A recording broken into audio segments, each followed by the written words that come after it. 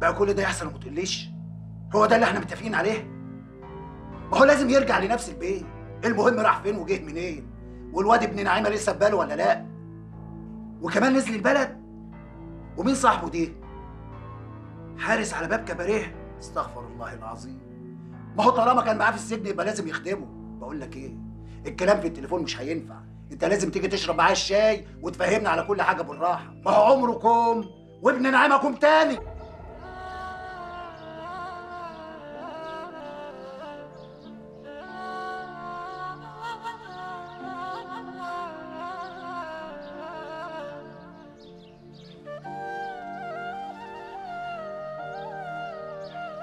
ايه يا عبدو؟ ايه يا عم؟ احنا هنفضل محبوسين لله وللوطن كده؟ هو ده اللي حرقك قوي يا رضا؟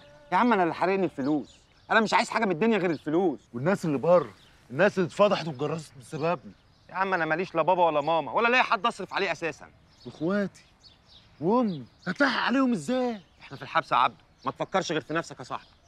ولا يا رضا، اخلع من نافوخ، انا مش طايق نفسي. اخلع؟ قشطه، يبقى سيبني بقى ارغي على الاستاذ بتاع تربي دوت وافتح كرش اي حد لحد ما اجيب حقي. انا مش قلت لك اخلع؟ اخلع. السلام عليكم ورحمة الله.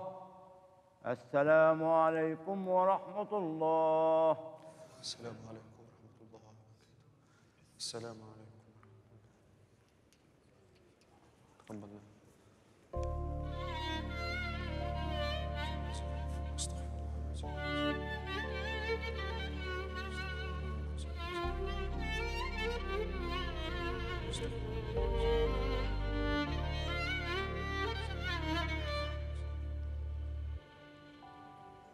يا رب، يا رب خليك جنبه يا رب. هو صحيح غلط بس غصب عنه، كانت نيته خير يا ربنا. ده عمل كل ده عشان يساعدنا ويربينا. والله العظيم يا ربنا عبد الله اخويا ده ما فاهم اي حاجه، لا اتعلم ولا حد نصحه ولا حتى قدامه بني ادم عدل عشان يقلده. سامحه يا رب وسهلها عليه وخرجه منها.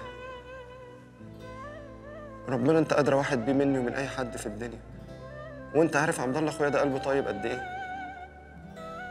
خليك جنبه يا رب، يا رب، يا رب. هتجنن. حاسه ان هيجيلي سكته قلبيه، حاسه ان انا عايشه في كابوس. ربنا ينجيه بقى. انت هتعملي له ايه يعني؟ هعمل انا ايه لعبد الله؟ انا في ايدي ايه انا اعمله لعبد الله؟ هي اول مشكله هيتصرف ويخرج، وفريدي ما عرفش يتصرف، وفريدي القاضي حكم عليه. هعمل انا ايه ساعتها؟ هعمل ايه؟ هيتصرف برضه.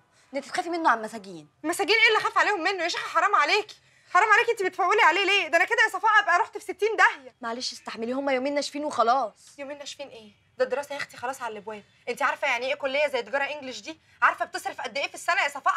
عارفه يا نوجه، بس برضه بس ايه؟ ده غير المصاريف والمواصلات ومصاريف ايدي ومصاريف لبسي ومصاريف كل حاجه والكورسات والكتب. انت عارفه كل ده معناه ايه؟ معناه ان انا رحت في داهيه لو عبد الله ما خرجش. معلش يا نوجه بقى، سلمي امرك لله وهو هيفرجها. يا رب، بس هيفرجها ازاي من غير عبد الله؟ يا رب والنبي يا رب افرجها يا رب على عبد الله، والا ساعتها مش هيبقى قدامي حل غير ان اعمل زي فاتن حمامه في فيلم القلب له احكام وافضل مقضيها بالفستان الاسود طول السنه. انا مش عارف كان ايه اللي رماه الرميه السوداء دي. الهم بعد عنك، همي وهم اخواته هيكون اللي رماه يعني. لا حول ولا قوة الا بالله. بس لو كلامه طلع فعلا صحيح مظبوط ان شاء الله ان شاء الله الحكومة هتجيب له حقه. قول الكلام ده لحد غير. انا متلطمه في الشوارع من وانا عيله صغيره وعارفه الدنيا بتمشي ازاي. الحكومه بتجيب حق حد غلبان؟ ما حصلش. عمرنا يا اخويا ما خدنا منها غير الاذيه وحته الكشك اللي ما ياكلش عيش حاف. يا ست انا مش قصدي الحكومة يعني، انا قصدي التاني ده القاضي ابو شريطة خضراء. يا سلام، هو مين اللي هيحط الورق قدام ابو شريطه خضر؟ مش الحكومه برضو؟ يوه يا ام عبده ما تحبكاش قوي كده. المهم مننا نقف جنبه ما نسيبوش. الواد في زنقه في ضيقه لازم نساعده. ربنا ما يولي السجن لحد ابدا. امين يا اخويا ويطلعك بالسلامه يا عبد يا ابني بحق جاه النبي حبيبك المصطفى. اطوله بس اطوله. ان ما اكلته بسناني بعد ما يطلع لي ان شاء الله بالف سلامه من الحبس ما ابقاش انا. لو ربنا يطولهولك وتكليف اسنانك زي ما انت عايز. طول عمرك بنت اصول يا ام عبده. الله يرحمك رمضان يا اخويا. عرفت تختار الست اللي تتجوزها وتأمنها على عيالها. الله يرحمه. بس اديني لايصه مش عارفه اتصرف. ايه، ربنا صبر قلبك ويقدرك ويكرمك. هلاحق على عبده ولا على سنه جديده داخله عليا بعيلين في الجامعه؟ والنبي هتوفر ان شاء الله، ما تعتريش هم انت. وبعدين لو عوزت اي حاجه انا موجود، احنا لبعض. الله، تجيب واحد. عارفه يا اخويا، تعيش لي يا سيد، عارفه. ما تحمليش هم عبد الله، انا حواليه على طول وزيارته عندي.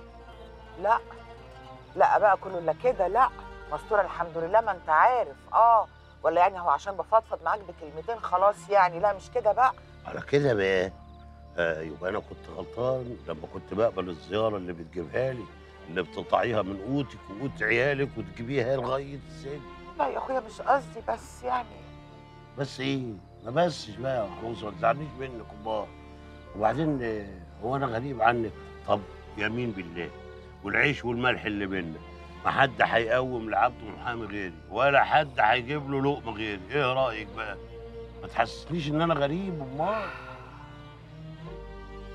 ربنا يخليك ليا يا سيد.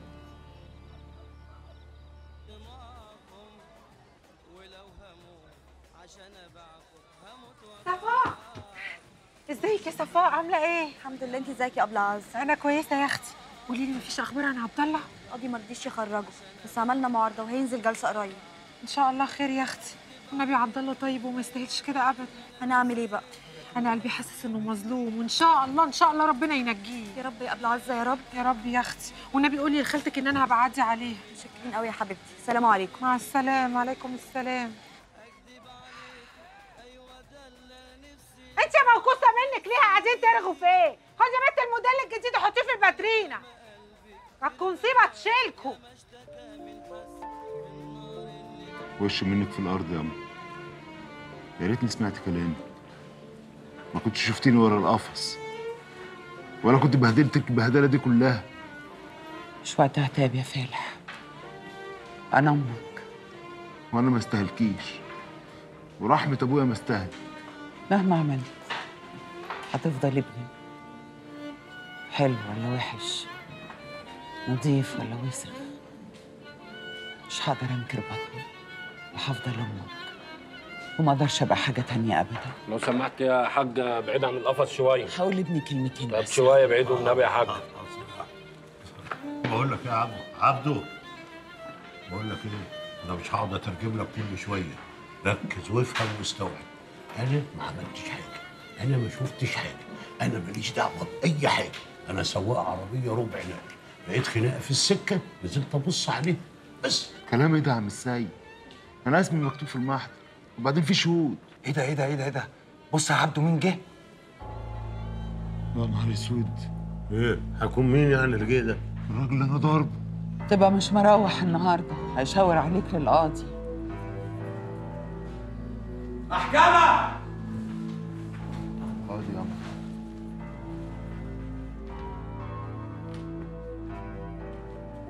خلي بالك من نفسك يا عم. حاضر يا حبيبي. يا حمزه يا عبد الله، اختك وامك تحطهم في عينيك. حاضر يا عبد الله، ما تقلقش، خلي بالك انت من نفسك والنبي. مع السلامه يا عبد الله. مع السلامه يا عم. خلي بالك من نفسك.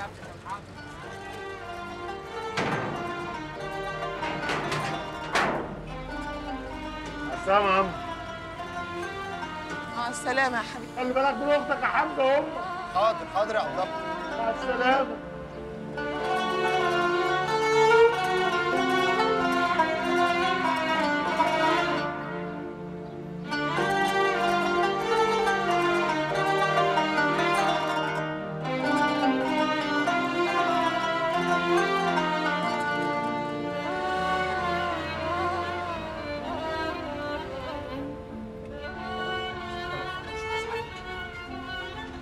امي واخواتي صعبانين عليا. يا جدع عيب، عبده عسلية ما عيطش.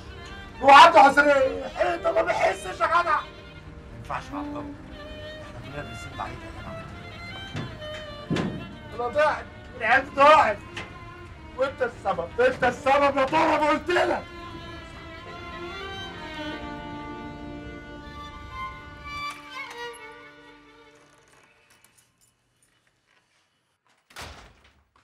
عبد الله فين؟ عبد الله فين؟ هيجي بكره؟ الاجراءات صح؟ بعد سنه. عبد الله هيجي بعد سنه. يا نهار اسود ومنيل، يا نهار اسود ومنيل، ده اللي انا كنت عامله حسابه. هنعمل ايه يا حمزه؟ هنعمل ايه يا حمزه؟ زي ما طول عمرنا بنعمل يا نجوى، في ايه؟ المهم هو دلوقتي مش احنا خالص. يا نهار اسود ومنيل. الو، ازيك يا حاج؟ لا ما خرجش. الحمد لله على كل شيء يا حاج. لا رايح فين يا حاج؟ ما عنديش انا الرفاهيه دي دلوقتي، الشغل دلوقتي اهم من الاول. المهندس محمد؟ حاضر.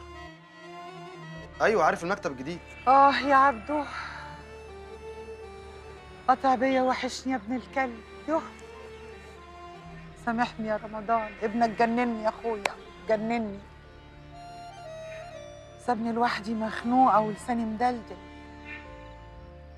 بس برضه مش قادره ازعل منه ولا ارمي طوبته. انا عارفه هو بيعمل كده ليه، عشان خاطر انا واخواته. طلع راجل ابن راجل، واخد حنيتك كلها يا حبيبي، بس خايفه يا رمضان، خايفه يا قلبي الواد يضيع ويضيعنا معاه. الله الله الله، ايه؟ في ايه يا عسلية؟ عسلية مررت يا سيد، كتر الدنيا معلمت عليها طعمها راح خلاص. ليه اللي عسلية مررت؟ تعالي عادي، تعالي عادي. انا العسلية مررت ايه؟ خشر. العسلية اللي تمرر دي العسلية التقليد، انما العسلية الاصلي لا، كل ما تقدم تحلو اكتر من الاول. مالك يا راجل، انت هتبصبص لي ولا ايه؟ بصبص في ايه يعني؟ اقول لك على حاجه بيني وبينك، من زمان وانا نفسي ابصبص لك وعكسك، بس كنت خايف من الواد عبده. شويه لهزارك يا سيد. انا ما بهزرش، انا بتكلم بجد. ايه مش واخده بالك جاي متنتك ازاي؟ على سنجة عسل كده متأنتك؟ طب انت راجل طيب، وانت ست الستات، ان شاء الله ربنا هيكرمك اخر كرم. امين يا رب العالمين، امين. ما تخافيش يا ام عبده، الواد عبد الله ده راجل وهيسد ان شاء الله. المهم يتعلم. هيتعلم. الواد ده طول عمره دماغه صاحيه، والغلطه اللي بتاذيه ما بيعيدهاش. والفراق مش هحتفت قلبي عليه يا سيد، مالهمش تمن. انت كده دوست على الجرح جامد يا ام عبده.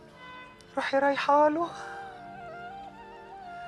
كل كده ما اتلفت حواليا وما لقاهوش، الدنيا تخنقني وتضيق عليا، وأنا مش عايزه منها حاجه، واموت في جلدي من الخوف يا سيد.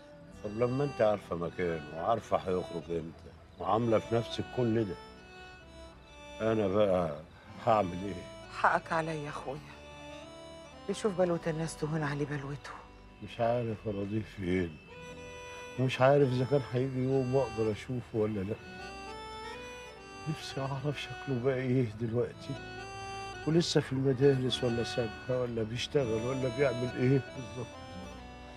مش هقول لك عايز اشوفه عشان اخده في حضني وانزل فيه بوس، لا، عايز اشوفه عشان اقف له، اساعده، اكون في ظهره، اعمل له اي حاجه تنفعه.